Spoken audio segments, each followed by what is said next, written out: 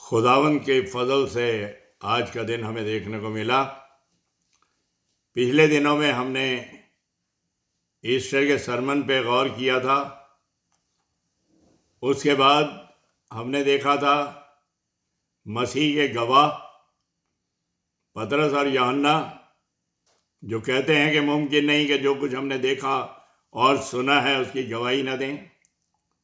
आज हम अजीज़ों एक बहुत ज़बरदस्त कलाम के ऊपर गौर करने जा रहे हैं जो कि हमारे लिए समझना ज़रूरी है, क्योंकि ये हमारा वतन नहीं है, ये दुनिया।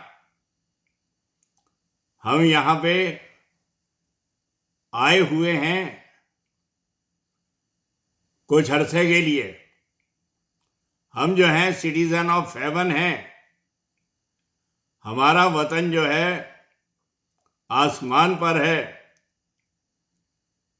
इफिसियों 2:19 के अंदर पौलुस कहता है, बस तुम अब परदेसी और मुसाफिर नहीं रहे बल्कि मुकद्दसों के हम वतन और खुदा के घराने के हो गए, यानी फिरदौस के नागरिक, मुकद्दसों के हम वतन। जो धार्मिक लोग हैं उनके साथ हमारा शुमार कर रहा है पौलुस।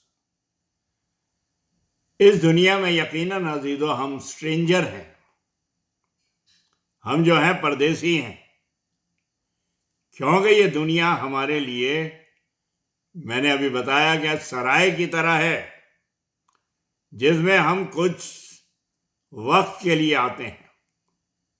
कभी भी आदमी कहीं जाता है सफर में, किसी जगह पड़ाव पड़ता है, ठहरता है किसी होटल में। पहले तो सराय हुआ करती थी, वो थोड़ी देर रुकता था फिर आगे बढ़ जाता था, क्योंकि उसकी मंजिल या उसका घर आगे हुआ करता था। तो ये दुनिया जो है हमारे लिए एक सराय है जिसमें हम कुछ अरसे के लिए आए गए हैं।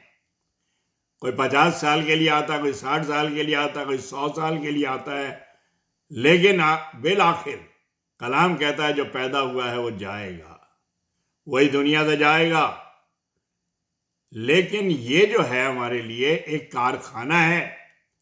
जैसे कारखाने में एक चीज जो है बनकर तैयार होती है, यहां पर हमारी जिंदगी के आमाल, हमारे काम कैसे हैं। हम यहां घड़े जा रहे हैं, तैयार हो रहे हैं उस दुनिया के लिए और उस मुल्क के लिए जो कि आसमान पर है। और यूहन्ना 14 के अंदर मसीह खुद कहता है, वो भी स्ट्रेंजर था, वो भी परदेसी था। जब हमारा मसीहा ही परदेसी था इस मुल्क के अंदर, जो कहता है मैं जाता हूं कि घर तैयार करूं तुम्हारे लिए, ताकि तुम्हें आकर ले जाऊंगा, ताकि जहां मैं हूं तुम भी रहो। यानी ये जो है यूहन्ना 14 के अंदर मसीह कहता है, तुम्हारे लिए घर तैयार करूं। मेरे बाप के घर में बहुत से मकान हैं, अगर ना होते तो मैं तुम्हें कह देता, और मैं जा रहा हूं। पवित्र आत्मा जो है तुम्हारी मददगार के लिए छोड़ जाऊंगा, मदद के लिए। वो तुम्हें समझाएगा और सिखाएगा। ज़बूर 39:12 के अंदर भी हमें परदेसी और मुसाफिर कहा गया है। हम परदेसी और मुसाफिर हैं यहां पर। मीका नबी जो है 2 बाब की 10वीं आयत में कहता है, बड़ी प्यारी आयत है ये, ध्यान से आप पढ़िएगा, अंडरलाइन करना। मीका 2:10 कहता है, उठो और चले जाओ, क्योंकि ला इलाज और मोहलिक नापाकी के सबब से ये तुम्हारी आरामगाह नहीं है। ये दुनिया जो है हमारे लिए आरामगाह नहीं है, क्योंकि यहाँ मोहलिक का मतलब हलाक करने वाली, नाश करने वाली नापाकी, यानी गुनाह और पाप है। यहां पे तुम्हारी ठिकाना नहीं है। तुम खुदा के लोग हो, तुम्हारा घर जो है आसमान पे है, दुनिया में नहीं है। अगर ये बात ना होती तो मसीह ना कहता। और अगर यही दुनिया हमारा घर होता तो मसीह जो है 969 साल की उम्र मेतुसला को दे देता है, और 950 साल, 968 साल, 62 साल उम्र बाइबल के अंदर पाई जाती हैं। तो मसीह तो खुद कई हजार साल जिंदा रहता, शागिर्दों को भी जिंदा रखता। लेकिन यहां पर वो सिर्फ नजात का काम पूरा करने के लिए आया, और 33.5 साल की उम्र में पूरा करने के बाद आसमान पे चला गया। क्योंकि ये दुनिया जो है हमारे लिए ठिकाना नहीं है, हमारे लिए घर नहीं है, ये हमारे लिए आराम गाह नहीं है। मसीह भी कहता उठो चले, ये तुम्हारी पनाहगाह नहीं है। मसीह भी दुनिया में दिल लगाने को मना करता है और यही कहता है उठो चले। मसीह के पीछे चलना नैरो वे है, ये सकड़ा रास्ता है जिसमें सलीब उठाना पड़ता है। जो मेरे पीछे आए अपनी खुदी का इनकार करे और अपनी सलीब उठाकर मेरे पीछे हो ले। सलीब उठाना जो है सिर्फ यही नहीं कि क्रॉस लेकर चल दिए। सलीब उठाने के अंदर मसीह मारा गया, उसकी दाढ़ी नोची गई, उसके मुंह पे थूका गया, कमर पे कोड़ों का हल था, पसली छेदी गई, हाथों और पैरों में मेखें थीं, सिर पे कांटों का ताज था। यह है सलीब उठाना। तो हमारे लिए भी जो है सलीब उठाना नैरो वे है, मसीह के पीछे चलना। उसकी बादशाहत इस दुनिया की नहीं है, इस दुनिया की नहीं है, आसमानी है। डाकू को फिरदौस ले जाता है। आज ही तो मेरे साथ फिरदौस में होगा। पिलातुस से कहता है मेरी बादशाहत इस दुनिया की नहीं। अगर मेरी बादशाहत इस दुनिया की होती तो मेरे शागिर्द लड़ते। और जहां उसकी बादशाह थी, डाकू वो पहचान लेता है, उसे खुदा मानता है तो खुदा से भी नहीं डरता। हम तो अपने किए की सजा पा रहे, अपने को पापी समझता है और फिर रिक्वेस्ट करता है जब तू अपनी बादशाहत में, उसे बादशाह माना, जब तू अपनी बादशाहत में आए तो मुझे भी याद रखना। तो कहने का मतलब ये है कि खुदा की बादशाहत या राज्य जो है या ठिकाना जो है असली आसमान पे है। जमीन उसके पैरों की चौकी है, आसमान उसका सिंहासन है। तो वो जो है वहां का बादशाह है और सारे रूल जो हैं उसके बादशाहत के वहां से शुरू होते हैं। फरिश्तों को हुक्म देता है, मिकाइल को हुक्म देता है, जिब्राइल को हुक्म देता है, मरियम के पास जाओ, यूसुफ के पास जाओ, और फरिश्तों का लश्कर भेजता है सारे काम और इंसानों और मुकद्दसों के लिए। ये चीज़ जो है अजीज़ों हमारे लिए एक बात को जाहिर करता है। दुनिया के अंदर दुख, तकलीफ और मुसीबत तो इंसान उठाता है। मुसीबतें आती हैं उसके ऊपर और आएंगी। आज चारों तरफ आप देखते हो कि कई लोगों ने मेरे से सवाल किया कि बड़े बड़े बिशप, बड़े बड़े पादरी साहब, बड़े बड़े रूहानी लोग मर गए या उनको ये बीमारी ने घेर लिया, भाई साहब ये तो बड़ी बुरी बात है। मैंने कहा तो क्या तुम उन्हें पापी समझ रहे हो? मैंने कहा ये जो मसीह मरा सबसे ज़्यादा गुनहगार था, सारे शागिर्द मरे, बुरी मौत मरे, क्या वो पापी थे? बाइबल में लिखा है जो डाली फल लाती है वो छांटी जाती है।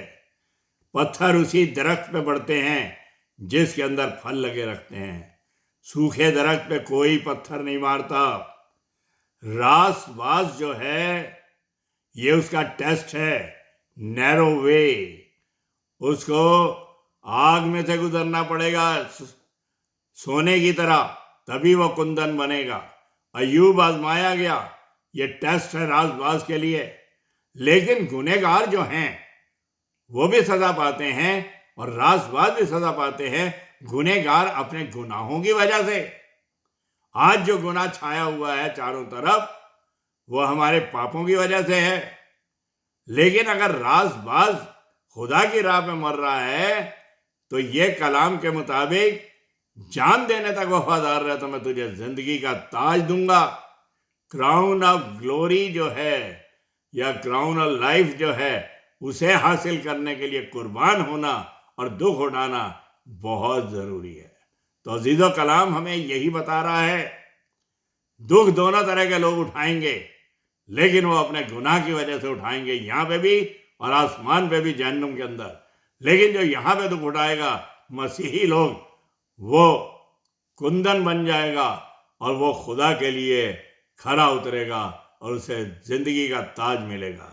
क्योंकि हमारा घर यहाँ नहीं है, और वो रूहानी सेलेशियल वर्ल्ड जो है, जलाली कनान हमें मिलेगा। खुदा मिस्र से निकालता हुआ आया, उन्हें जल्दी से जल्दी 11-12 दिन के अंदर पहुंचा सकता था, लेकिन 40 दिन तक वो जो थे भटकते रहे, दुख उठाते रहे, क्योंकि उनकी बुराई थी। खुदा उन्हें सबक भी सिखा रहा था, क्योंकि वो गुनाह के अंदर फंसे हुए थे। खुदा उन्हें सही करना चाह रहा था, फिर प्रॉमिस लैंड के अंदर वो ले गया। आज इजराइल को भी खुदा बचाना चाहता है। रेवलेशन 7 बाब के अंदर देखा है, 1,44,000 पर ट्राइब जो है 12,000 के लिहाज से बचा लिए गए हैं, खुदा ने अपने हुक्म के मुताबिक। आप पढ़िएगा, उसके अंदर साफ लिखा हुआ। तो हम इस कलाम के लिहाज से ये जानते हैं कि ये दुनिया जो है हमारा ठिकाना नहीं है। हमें इस दुनिया में फानी से कूच करना है, हमें यहाँ से जाना है, और यही ज़रूरी है कि हम यहाँ पे दिल ना लगाएं। तुम दुनिया में रहो, मसीह ने कहा, लेकिन दुनिया तुम में ना रहे। साधु सुंदर सिंह भी एक मिसाल देते हैं, किश्ती पानी में रहे, ये उसकी सही हालत है, लेकिन अगर पानी किश्ती में रहे तो ये उसकी गलत हालत है। तुम दुनिया में रहो, लेकिन दुनिया तुम्हारे अंदर ना रहे। हमें दुनिया में रहकर लोगों को बचाना है, उन्हें जिंदगी का पैगाम देना है, लेकिन ये नहीं करना कि दुनिया हमारे अंदर आ जाए, समा जाए, हर तरह की बुराई, हर तरह का व्यभिचार और हर तरह के करप्शन हमारी जिंदगी के अंदर आ जाए। हमारे खुदा ऐसा बिल्कुल नहीं चाहता, और वो यही कहता है, इसमें दिल नहीं लगाना है। जब डक होती है, जो बत्तख होती है, पानी के अंदर डुबकियां लगाती है, और जब उड़ती है तो ऐसे परों को झाड़ती है कि उसके ऊपर एक बूंद नहीं रहती। बिल्कुल दुनिया में रहती तो है, लेकिन जब उड़ती है तो बिल्कुल अपने परों से सारी बूंदें झाड़कर निकल जाती है, ताकि उसे परेशानी ना हो, पर खुल जाएं। ये कलाम के लिहाज से ज़बरदस्त है कि तुम दुनिया में रहो, लेकिन दुनिया तुम में ना रहे। यहाँ पर हम खुदा के हुक्मों के मुताबिक उसके कलाम को फैला रहे हैं। कई तरह से प्रचार होता है अजीजों, यही नहीं कि मैं अगर लेक्चर दे रहा हूँ तो यही प्रचार है। मसीह की 3 मिनिस्ट्री थी, प्रीचिंग, टीचिंग, हीलिंग। प्रचार भी करता था, 5,000 को 4,000 को प्रचार कर रहा था, टीच कर रहा था, अपने शागिर्दों को सिखा रहा था, उन्हें समझा रहा था सारी भेद की बातें, और हीलिंग और बीमारों को चंगा कर रहा था। आज ज़्यादातर मसीही सारी दुनिया के अंदर यही 3 काम लिए हुए हैं। मेडिकल लाइन के अंदर आज, जबकि कोरोना के अंदर लोग फंसे हुए हैं, मेडिकल लाइन में हमारे बड़े बड़े डॉक्टर्स, नर्सेज और दूसरे लोग लगे हुए हैं, दुनिया के और भी लोग लगे हुए हैं। लेकिन मैं ये बता रहा हूँ कि ये मिनिस्ट्री जो है हम अपनाते हैं, हेल्थ मिनिस्ट्री जिसे कहते हैं, यानी हीलिंग मिनिस्ट्री खुदा की, प्रीचिंग प्रचारक, और टीचिंग टीचर, जो बच्चों के फ्यूचर को बनाते हैं ताकि वो आदर्श बने और अपनी ज़िंदगी से खुदा के नाम को ऊंचा कर सकें। मसीह की मिनिस्ट्री के अंदर 2 नाम बहुत बड़े नज़र आते हैं। मदर टेरेसा, जिसने कि अपनी ज़िंदगी के अंदर किस तरीके से उन बीमारों को जाकर कलकत्ता के अंदर उठाती थी, आधी गली हुई सड़ी हुई लाशों को, इंसानों को उठाती थी और फिर उनका आगे इलाज करती थी, उनके जख्मों से कीड़े निकालती थी और उनको इस काबिल करते थे कि वो खड़े हो जाएं और चल फिर सकें। उन्होंने बड़े ज़बरदस्त काम किए। इसी तरीके से आप देखते हैं ग्रैहम स्टेन उड़ीसा के अंदर आया अपने परिवार को लेकर, वाइफ को, बड़ी बेटी को और 2 बच्चों को, और उन्होंने कोड़ी खाना वहां पे खोलना था। उनकी सेवा के लिए लगे हुए थे वो, लेकिन उन लोगों ने ग्रैहम स्टेन को और उनके दोनों लड़कों को, जब वो गाड़ी में बैठे थे, आग लगाकर मार दिया। लेकिन उसके बाद भी वो औरत जो उसकी वाइफ थी, उसने उन्हें माफ कर दिया। कलाम की रोशनी के अंदर के सताने वालों के लिए दुआ करो और दुश्मनों से प्यार करो और 7 के 70 दफा माफ करो। उसने माफ कर दिया और वही काम जो आदमी करने के लिए आया था वो अकेली कर रही थी और कर रही है। उसने कोड़ी खाना वहां खोला, डॉक्टर्स वगैरह मुकर्रर करे और लोगों की सेवा शुरू करी। ये है जबरदस्त खिदमत। डेविड लिविंगस्टोन ने जाकर किस तरीके से हेड हंटर्स के बीच में जाके प्रचार किया। उसके अजीज रिश्तेदार वो खुद मारा गया, लेकिन फिर भी कलाम को फैलाया। अजीजों, हम देखते हैं कि खुदा ने हमें यही बताया है कि हमारा घर आसमान पर है, लेकिन ज़मीन पर रहकर उस जगह के लिए हमें तैयार करना है इन कामों के ज़रिए से जो खुदा ने हमें दिए हैं। मसीह वहाँ का बादशाह है। एक्स 5:31 अमाल की किताब प्रेरितों के काम उसके 5वें बाब की 31 आयत के अंदर, awaiting glory God exalted him, खुदा ने अपनी जलाल के अंदर उसे उठा लिया। खुदावंद यीशु मसीह, स्टेफनस कहता है मैं खुदावंद यीशु मसीह को खुदा के दाहिने हाथ खड़ा हुआ देखता हूं।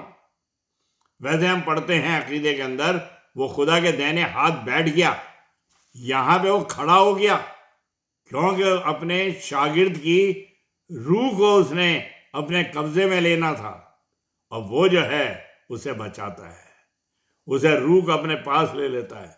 वो भी वही बात कहता है जो खुदावंद यीशु मसीह ने दुआ करी है, आए बाप इनको माफ कर।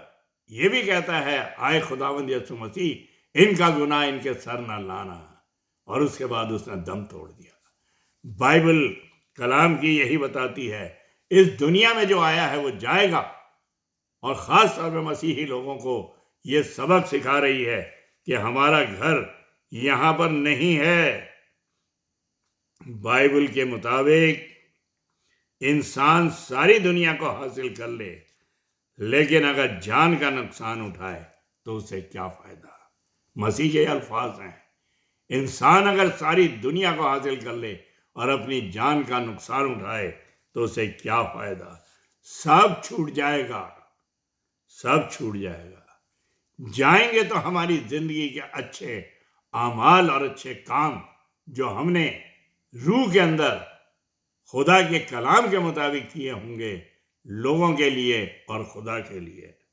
वरना अज़ीज़ों, कारून के पास सबसे ज़्यादा दौलत थी। उसने जब मरने लगा उसने कहा कि भैया सारी दौलत एक बड़े कमरे के अंदर जमा कर दो जो मैंने कमाई है। पता चला था उसे, कारून को, उसे मिराक था कि वो पैसा जहां पे भी हो मेरे पास आ जाए, खाना खाने को मैं दूंगा, पैसा किसी के पास नहीं होना चाहिए, एक अशरफी नहीं होनी चाहिए। पता चला था एक बेवा जो थी वो दफनाई गई, उसके साथ 2 अशरफी उसके कफन के अंदर डाल दी गई थी। कफन खुलवाया, वो 2 अशरफी निकाली और अपने खजाने में डाली। लेकिन जब मरने लगा कारून अपने उस कमरे में आया, बड़े हॉल के अंदर लोग उसके साथ थे, चारों तरफ उसके लोग, उसने हाथ में उठाकर थोड़े से हीरे जवाहरात कहा, बता देना लोगों को सारी जिंदगी कारून जो था दौलत की तलाश में रहा, लेकिन एक मुट्ठी भर के चीजें भी दौलत वो ले जा ना सका। सिकंदर आजम ने दुनिया को फतेह कर लिया, लेकिन बाबुल में बेबीलोन के अंदर उसको, जो नबुकद यानी कि आज इराक है, वहां पर उसे मलेरिया के एक मच्छर ने मार दिया। और जब वो दम तोड़ रहा था, उसने कहा मेरे हाथ कफन से बाहर रखना ताकि लोगों को पता चल जाए। सिकंदर सारी जिंदगी अपने हाथों से लोगों को खत्म करता रहा, लेकिन वो खाली हाथ के ऊपर कुछ नहीं ले जा सका। अजीजों, ये कलाम की बातें हैं जो कि हम देखते हैं और हमें यकीनन इनसे सबक लेना चाहिए। तुम दुनिया में दुख उठाते हो, मैं दुनिया पर गालिब आया हूं। कितने दुख, लोग बुरी तरह मर रहे हैं, जिंदगी रूह में होती है, उसकी फिक्र नहीं करते, मरने लगते हैं।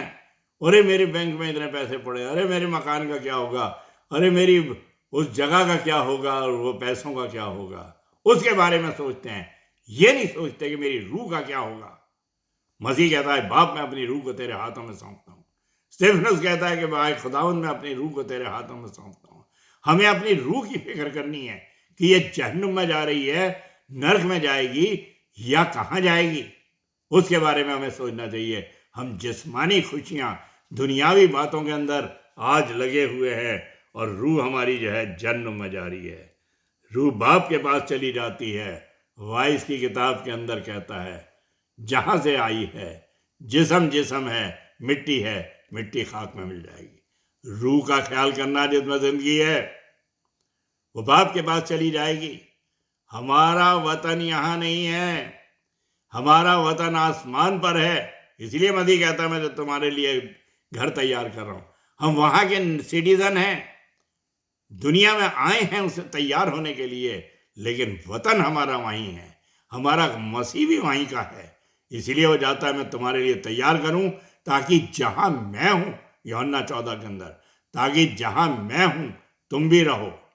उन मुकद्दसों के साथ सब छोड़ दो, सिर्फ रूह की फिक्र करो। मसीह बादशाह है अजीजों, फिर आएगा, वो फिर आएगा अपनी कलीसिया को लेने के लिए, और उसके बाद आएगा बादशाहत करने के लिए। हमें तैयार रहना है और हमें याद रखना है कि हम जो है यहाँ मुसाफिर हैं और हमारा वतन जो है वो आसमान पे है, और हमारा बादशाह जो है वो खुदावंद यीशु मसीह है। आइए दुआ करें। प्यारे खुदावंद, तेरा शुक्र करते हैं जिंदा कलाम के लिए, जो तूने दाना अक्लमंदों से बाज रखा, लेकिन उन पर जाहिर कर दिया जिन्होंने बच्चों की मानिंद अपने आप को तेरे सामने रख दिया है। यकीनन ये हकीकत हम समझ चुके हैं कि हमारा वतन जो है वो आसमान पर है, और हम तुझे मिलेंगे, बादलों पर उठाए जाएंगे और तेरे साथ रहेंगे। हम में से हर एक को तैयार कर और अपने नाम को रोशन कर। तेरे ही मुकद्दस नाम में ये मांगते हैं, आमीन। God bless you.